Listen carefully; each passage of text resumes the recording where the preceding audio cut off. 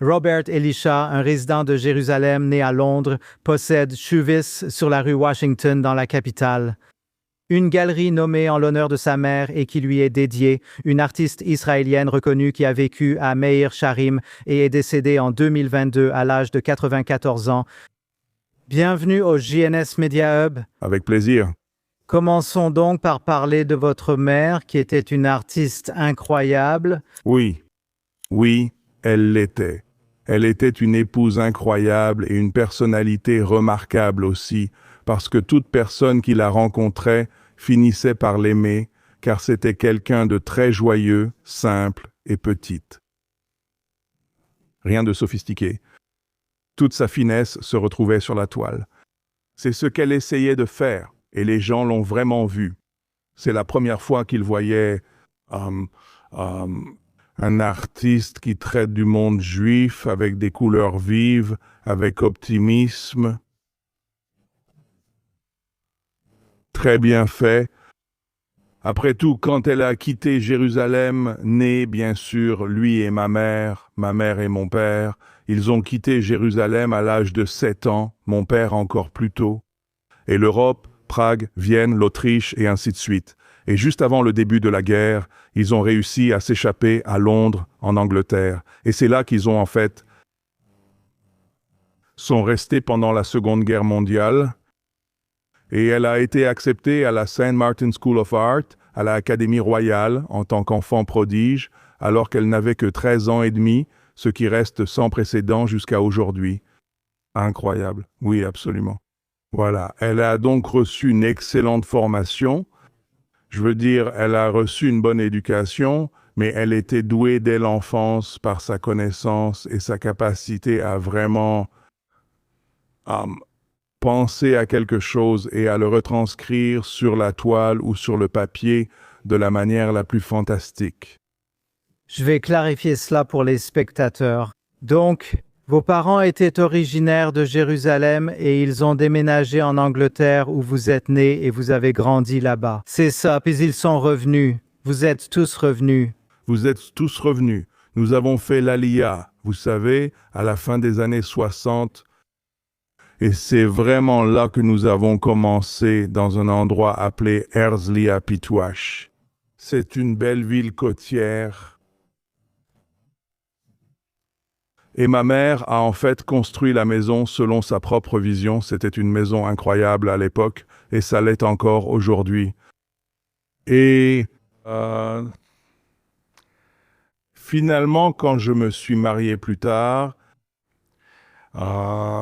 ils ont décidé de finir leur jour. Alors, retournons à Jérusalem. Et c'est ce qu'ils ont fait. Ils sont revenus à Jérusalem. Ils ont acheté une belle maison à Mea Shearim, en périphérie de Mea Shearim.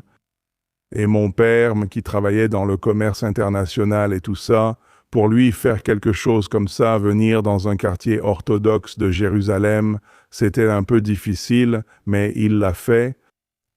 Et je pense qu'il a eu une belle vie. Il a réussi à atteindre 96 ans et elle était pleine de choses qu'il n'avait jamais faites auparavant. Pour cet homme d'affaires, ces 20 dernières années étaient remplies de petits-enfants, de tout cela, de leçons de la Torah et ainsi de suite. Et toi aussi, tu as une histoire fascinante. Revenons un peu en arrière et raconte-moi un peu ton histoire. Eh bien, mon histoire. Eh bien, tu sais, donc, j'ai été dans l'armée israélienne pendant pas mal d'années, et quand j'ai été libéré, j'ai décidé que la première chose à faire était, tu sais, de m'évader. Et je suis allé à Londres, en Angleterre, et là-bas, j'ai pris la vie du bon côté. Et j'étais dans l'art. Mon père travaillait dans le commerce en Angleterre. Il était marchand international de textiles anciens et de choses comme ça. Donc j'ai été introduit dans ce genre de monde avec ma mère, l'art que ma mère pratiquait depuis que j'étais bébé. Donc j'avais une excellente base pour continuer. Donc bien sûr, tu sais, j'ai décidé de m'acheter une Ferrari Dino 246 GT. C'était une vieille voiture dont j'étais vraiment amoureux. Et finalement, je suis retourné en Israël et j'ai rencontré ma femme. Et nous sommes revenus en Angleterre. J'ai dit, c'est là que nous allons vivre. Nous allons vivre à Hampstead. Et nous allons avoir une vie merveilleuse. Nous sommes comme une Ferrari et tout ça. Alors ma femme m'a dit, c'est une drôle de voiture, elle est très basse et il n'y a pas de climatisation et elle est très très bruyante. Alors laissons-la dans le garage et utilisons notre panda noir. C'est magnifique, c'est ce qu'on a fait. Donc j'ai délaissé ma Ferrari 246 GT et nous ne sommes pas restés très longtemps en Angleterre parce que ma femme préférait Israël, et nous sommes revenus. Et puis j'ai décidé que je devais gagner mon propre argent, alors j'ai pris ça plus au sérieux, et plus je me lançais dans le commerce, dans l'art, dans le textile, des choses comme ça, j'ai commencé à réaliser que ma mère n'était pas vraiment mise en avant. Elle était très douée. Quand elles faisaient réellement des expositions, elles étaient prises d'assaut. Elles étaient achetées. Elle avait la capacité de vendre. Alors je l'ai pris sous mon aile et j'ai pris ça très au sérieux. Et aujourd'hui, nous en sommes là où nous en sommes. Dans George Washington aussi. Et nous vendons aussi d'autres œuvres de grands artistes israéliens. Comme Agam et Agam. Rowan Rubin, Manny Katz, Marc Chagall, des choses comme ça. Et bien sûr, ma mère aussi. Et l'art de ma mère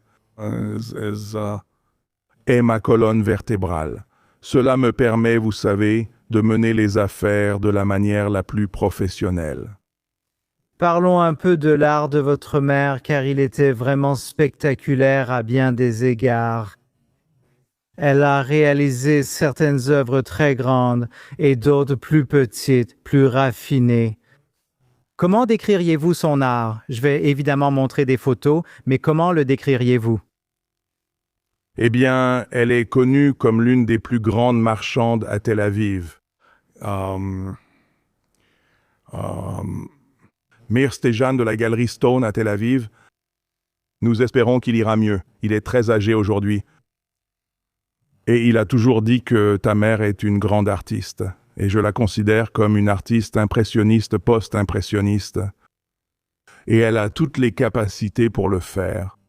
Et tu peux voir dans ses œuvres ce qu'elle fait. Ses dessins sont fantastiques. J'ai eu des connaisseurs qui possèdent, tu sais, des œuvres au crayon, des œuvres sur papier de Rembrandt, par exemple, ou d'autres grands artistes. Ils m'ont toujours dit que ces œuvres sur papier sont vraiment, vraiment excellentes. Et c'est comme ça que tu peux vraiment, tu sais, parler d'un artiste. Si elle est vraiment douée, il voit comment il dessine. C'est l'ABC. Et bien sûr, ses œuvres majeures étaient des scènes de mariage, ce qui fait d'elle une icône internationale, ainsi que les paysages de Jérusalem, une icône internationale. Et ces bunim, ces portraits, sont de petits portraits. Je veux dire, j'ai vendu un petit portrait pour 50 000 il n'y a pas longtemps. Et il était minuscule parce que j'y croyais. Et j'aimais cette œuvre. Et c'est une pièce unique. Voilà. Et je sais que certaines de ces œuvres se sont vendues encore plus cher, 100 000. Et en plus d'être exposées dans votre galerie d'art, les peintures de votre mère peuvent être vues dans certains hôtels très prestigieux de Jérusalem. Et aussi, je crois que l'ancien ambassadeur des États-Unis, David Friedman, a emprunté l'une des peintures pour l'ambassade américaine. Oui, absolument. Je veux dire, il a reçu des offres de différentes organisations, du Musée d'Israël et d'autres endroits pour avoir quelque chose dans son bureau. Mais quand Madame Tammy Friedman, est entrée dans la galerie et qu'elle a vu cette pièce particulière des espions, elle a dit « Waouh, c'est incroyable ». Alors, décris la pièce. Quoi? La pièce australienne. C'est une très grande pièce qui décrit les 12 tribus lorsqu'elles ont parcouru la Terre Sainte et qu'elles sont revenues dans le désert. Dans le désert? Et là-bas, tout en bas dans la vallée, on voit les tribus. Et vous voyez ici que 10 des tribus parlaient négativement de la Terre Sainte, disant que nous ne pouvons pas le faire, que c'est impossible. Et il y a ces grands pauvres gens là-bas, et regarde les fruits, tout est énorme. Je veux dire, tout dépasse notre capacité à aller conquérir la Terre Sainte. On ne peut pas le faire, c'est impossible.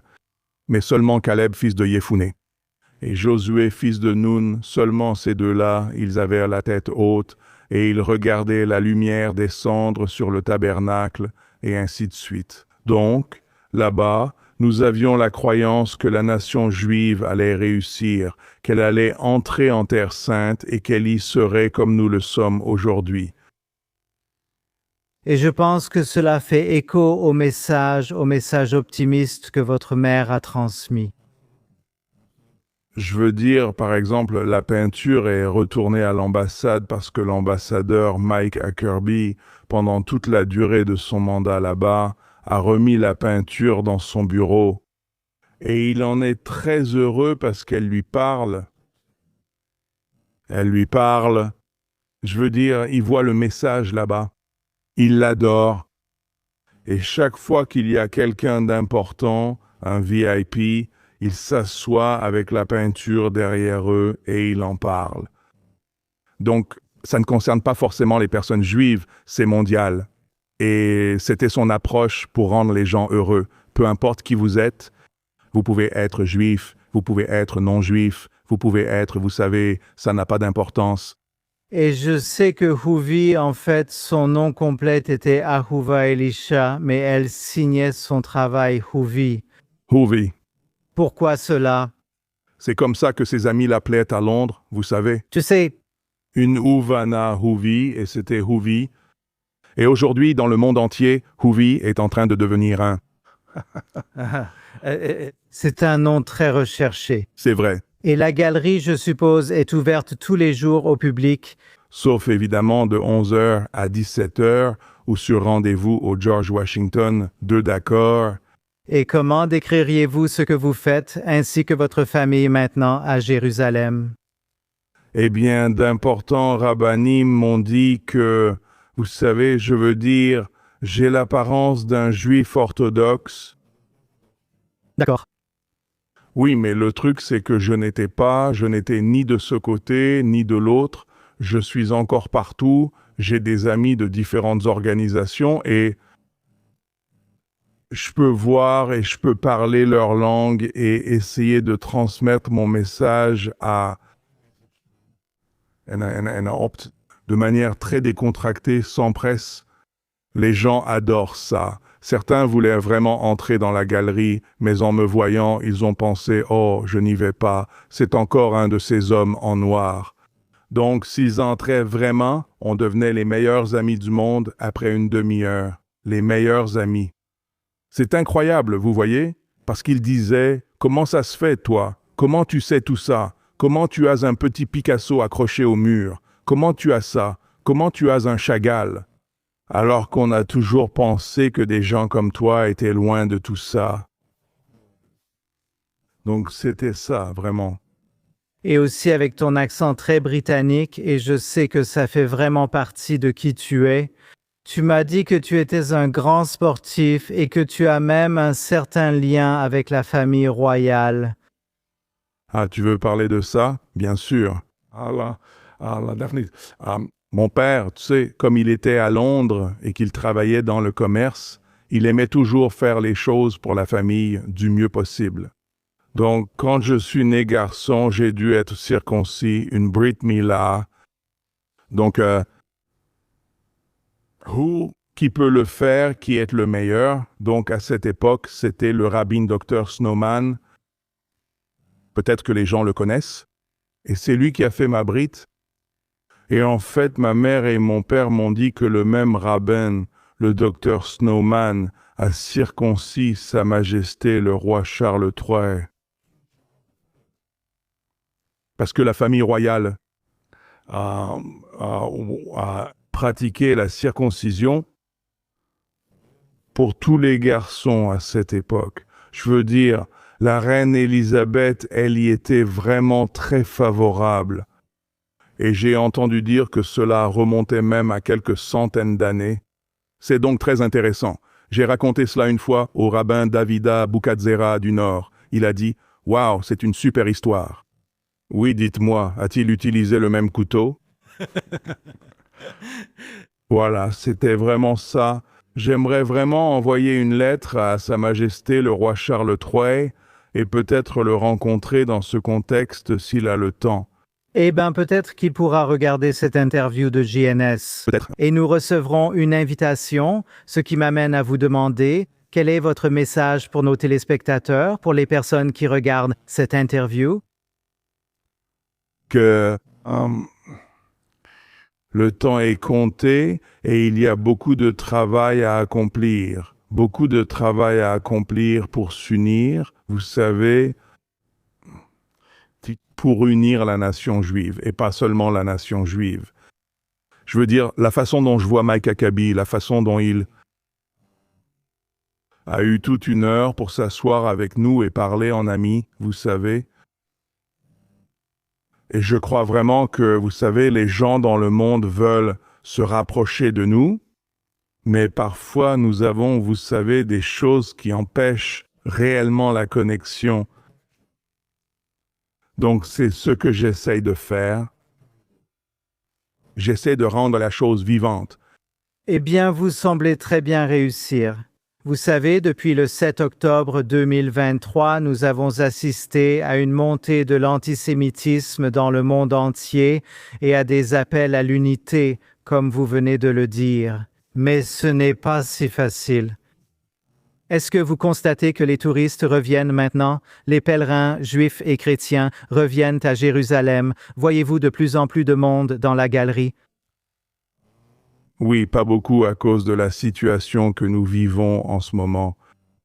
N'importe qui allume CNN, il voit ce qui se passe et il se dit « La dernière chose que je ferai sur Terre, c'est d'aller au Moyen-Orient ».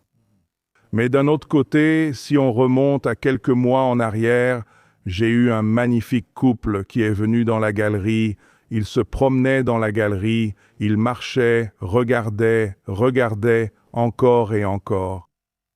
Alors je les ai abordés et je leur ai dit « Bonjour, je vois que vous appréciez les œuvres d'art, c'est merveilleux, merveilleux. J'ai donc compris qu'ils venaient de Hollande. » Et puis ils s'arrêtent et ils regardent une toute petite œuvre, à peu près de cette taille. Rien, vraiment minuscule. Et il passe une minute entière à la regarder. Alors je m'approche de lui et je lui dis « C'est intéressant. Savez-vous ce que vous regardez ?»« Bien sûr. »« Ah oui, vraiment ?» Alors je lui demande « Qu'est-ce que tu regardes ?» Il me répond « Je regarde la tombe du Baal Shem Tov à Mizibush, en Ukraine. » Baal Shem Tov était celui qui a en fait introduit le mouvement hassidique il y a environ 200 ans. Alors j'ai dit « C'est incroyable, mais tu n'es pas juif. » Non, je ne le suis pas. Sa femme intervient alors. Je vais vous expliquer ce qui se passe. Mon mari est prêtre à Amsterdam et il s'adresse à sa congrégation tous les dimanches et il leur parle et il leur fait un sermon et il parle de la Torah du Baal Shem Tov. J'ai dit « Quoi? Tu es sérieux ?» Donc, oui, pour moi c'était quelque chose de très très nouveau. C'est ce que j'essaie de dire. Nous devons, vous savez, essayer de relier les bonnes choses qui se passent, pas nécessairement dans le monde juif, mais même en dehors du monde juif, pour rendre toute l'histoire, vous savez, intacte, forte. Et d'une certaine manière, ma dernière question, n'est-ce pas justement ce que fait vraiment l'art de qualité, relier les gens? Oui. Et c'est ce que fait l'art de votre mère. C'est ce que faisait ma maman. Ma maman avait la capacité de produire des œuvres qui avaient du mouvement, de la couleur, des couleurs vives. Vous savez, l'impressionnisme, le post-impressionnisme. Et chaque fois que vous rentriez à la maison et que vous regardiez la peinture, vous vous disiez « Waouh, voilà quelque chose de nouveau que je n'avais pas vu. » Et c'est joyeux. Elle a fait peut-être une demi-douzaine d'œuvres en rapport avec la Shoah qu'elle n'a jamais montrées aux gens et elles sont très très tristes. Et elle disait toujours « Ces œuvres ne sont pas pour le public. Je ne veux pas les montrer car elles sont tristes. » Et ici en Israël, une fois par an, nous devons observer la journée où nous rendons hommage aux 6 millions de Juifs qui ont péri pendant la Seconde Guerre mondiale à cause des nazis. Alors je sors toujours cette peinture et je la mets à la fenêtre chaque année. Et tu sais, j'ai vu cette peinture des dizaines de fois. Quand je fais ça, personnellement, je commence à pleurer, tu vois, parce que c'est tellement... Ce n'est pas une question de savoir si c'est exact ou pas. Ça touche profondément. C'est ce qu'on appelle dans le métier, dans le monde de l'art, il y a une touche qui ne s'explique pas. Et elle l'a.